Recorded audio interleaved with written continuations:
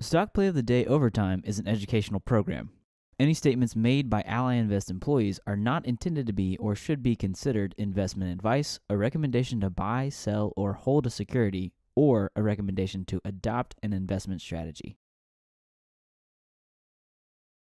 Hello and welcome to the Stock Play of the Day Overtime. On Tuesday's Stock Play of the Day, we talked about Marathon Oil. Today we'll discuss, did we score or did we fumble?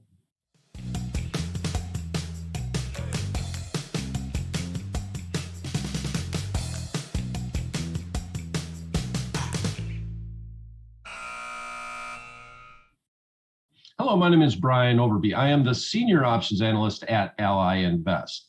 On Tuesday's Stock Play of the Day, we did kind of we had a continuation discussion on Marathon Oil. We talked about a fig leaf that we did back in January on Marathon Oil, where we had the actual price of the option contract had doubled in time. And we looked at ways that we might adjust that trade or even close out the trade and move on to a new position. Today, or this Tuesday, we talked about a long call spread, which I'm highlighting right now inside the options playbook. And that was a more speculative trade, mainly because Marathon Oil and a lot of the energy companies have had strong runs recently. And we're at the higher end of a channel in regards to the actual chart in Marathon Oil.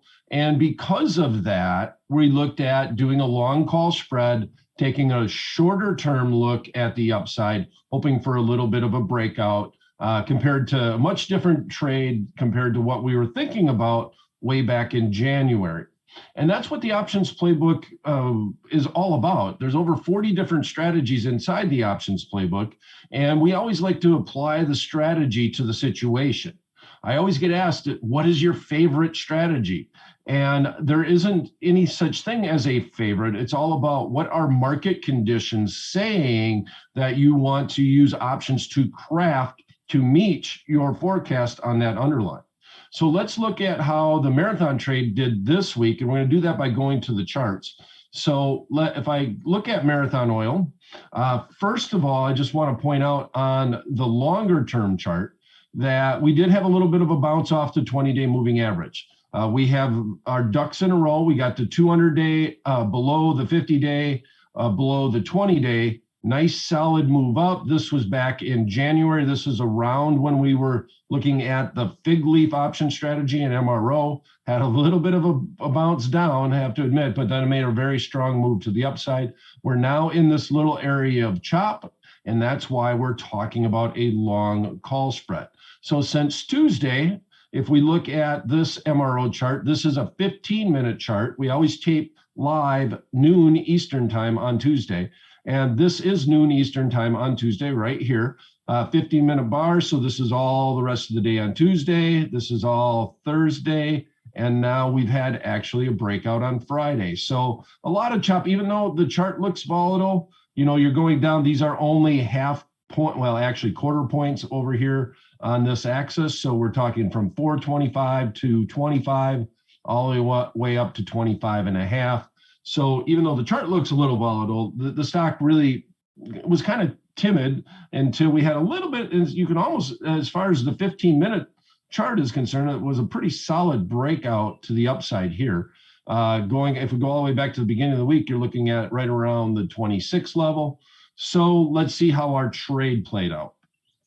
If we look at Marathon Oil right now, the position is going to be up, right? We have a 70-cent up move today, or 2.85%. It doesn't take much because it's a $25 stock.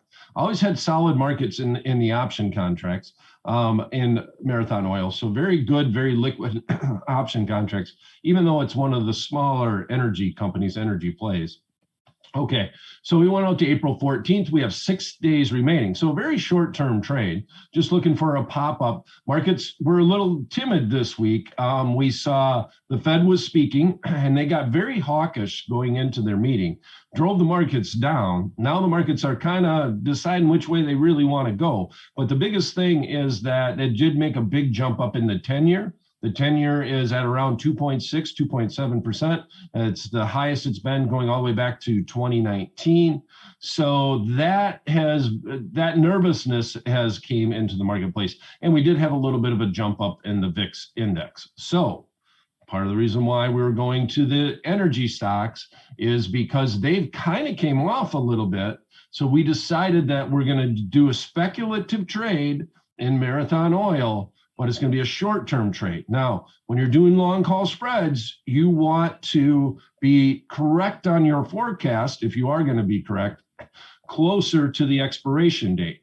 That means that in order to receive the maximum on your short call spread, this option contract that you sold, which I'm going to highlight here, this is our sell of the 27 strike in this expiration.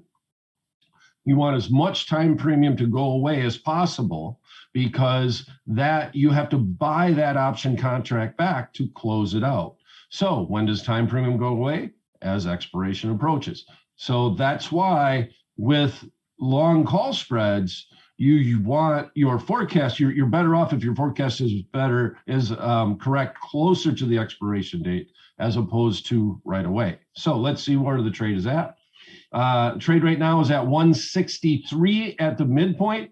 Pretty solid market here, 157 by 167, midpoint 163. So ideally, I think we would just stay the course. Just like how we had a little bit of chop to the downside, this is a little bit of chop to the upside. We're still inside that trading channel. When we put the trade on, we were looking at a midpoint right around 130, 132 in that range. So we're up about 30 cents on the trade.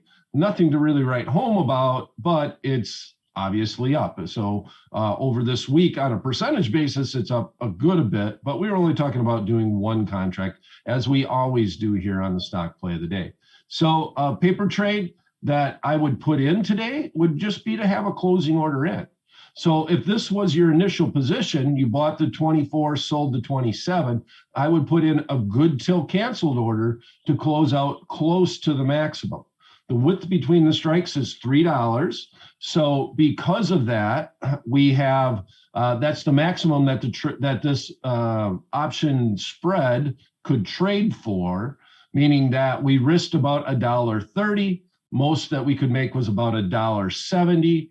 I would want to have an order in to potentially close on the upside. If it gets there and I fall asleep or I'm not watching the markets, I don't want to have to rush to put in that order. So I'm going to go somewhere close to the maximum, but not quite. So buy to open becomes a sell to close. We're doing the exact opposite. Sell to open becomes a buy to close.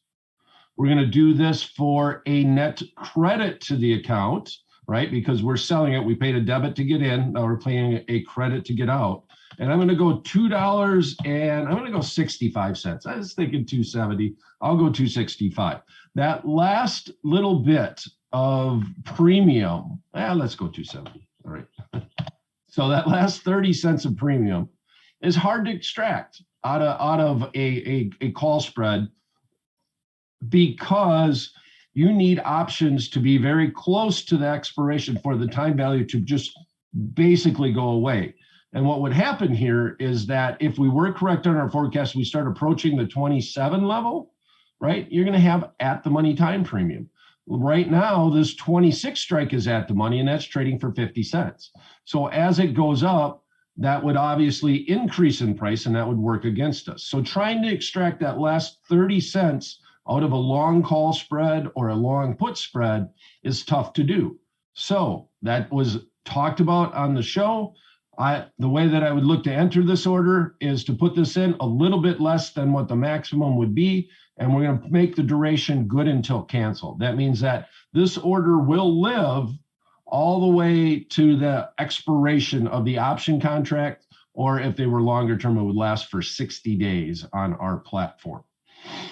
All right, so that's very short and sweet. It's simple when the market goes in your direction. There's not really an adjustment that you can make. If it had gone the other direction, we could have potentially rolled it into a butterfly. We've done a few of those on the stock play of the day. But since the market is working with us, and it's been a rough market this week overall, so because of that,